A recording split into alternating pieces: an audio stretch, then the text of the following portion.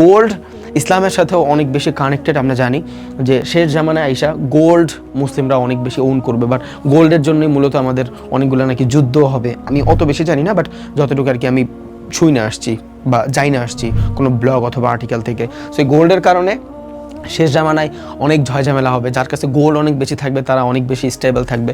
That's the reason যখনই মানুষ ক্রিপ্টোকারেন্সিতে আসে উল্টাপাল্টা হয়ে যায় তখন মানুষ গোল্ডের ভিতরে ইনভেস্ট করার ট্রাই করে। দ্যাটস দ্য রিজন গোল্ডের দাম বাড়তেছে, আর ডে বাই ডে বাড়বেই, ও আর কমবে না, বিকজ ওই স্টেবল। সারা পৃথিবীর ভিতরে একমাত্র কারেন্সি হলো গোল্ড যেটা স্টেবল। আগেও কিন্তু গোল্ড আর সিলভারই ছিল, তারপর মানুষ কাগজের নোট আনলো, দেন আপনার এই যে ব্যাংকিং সিস্টেম আনলো, তারপর আপনার ইন্টারন্যাশনাল ওয়ালেট আনলো, এখন ক্রিপ্টোকারেন্সি আনতেছে।